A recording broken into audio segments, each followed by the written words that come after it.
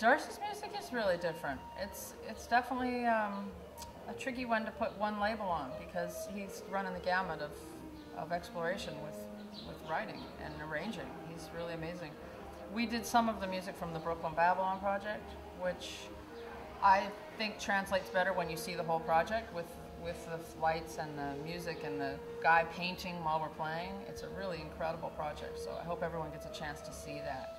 And he wrote some great music around that. And then we also did some of his, his big band stuff, which is really, really fun to play. Like the more traditional orchestration big band stuff that's not coming out of this Balkan exploration he got into with Brooklyn Babylon. So it was kind of a combination of both books.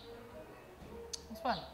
And then last night I played at this gala with George Wein put together a crazy amount of different musicians, and it worked. Like Jason Moran, Anat, and I did a trio thing, and we didn't talk about what we were going to do. We just walked on stage and started playing, and it was really special. And George prefaced it by saying, "You may hear things tonight you've never heard before. I'm expecting that," and we did. We really found some different colors and just all about making it all about listening. So whether it's a big band or a small group thing, kind of the point of that is that I just really love being around all of these very, very intense listening experiences that I can hopefully contribute something to while I'm playing.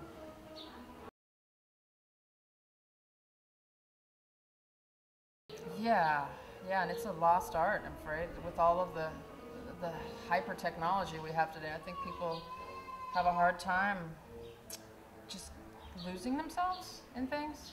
I don't know, it's just crossed my mind the other day, like I remember it being so much easier just to lose myself in a record or a CD, or while playing, just like, not get lost, but actually sometimes get lost, which I love doing with my band, because then we listen even harder and find some new stuff. But, just like really losing ourselves in the listening experience seems to be challenging now, because there's so many distractions and the iPods and people not totally looking at each other in the eye anymore, or even discussing what they just heard. So that's one of my missions as a leader, is to, when I create music with my band, is to try and just hopefully let the audience come in and be part of that experience so that they can get lost and go on whatever journey we go on together.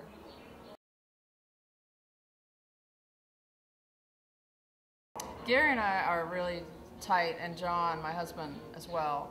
We're like family. It's been since Gary moved to New York. John and my husband and Gary both moved to New York about the same time, and they both had no work. Nobody knew who they were, and they were both just like doing sessions, which is what we do in New York. That's the beauty of living in that environment, is you can do 3 or 4 sessions a day at different people's houses. Just go from one to the next and go to clubs at night. But for the most part, it was just John and Gary's organ. And they moved the organ up an entire flight of stairs, like the whole organ, B3, everything, and left it in John's apartment for about a year. And they just played a lot of duo together and a lot of sessions. So there's a very, very tight-knit relationship between those two. And so when I get to jump in on top of it, it's, whether he's playing piano or organ, it's really magical. So we had this band, Project O, and we recorded Seamus Blake and Steve Wilson and my sister, all were on the record. And that band, we did some great tours, did Canada and some stuff in Europe a little bit, and had a good time. And we just put the band back together, so we're going to record this year. And in these tough economic times, we figure a trio is a good way to go. One car, because Gary has the cut-down organ. Or if they have an organ, we can show up there.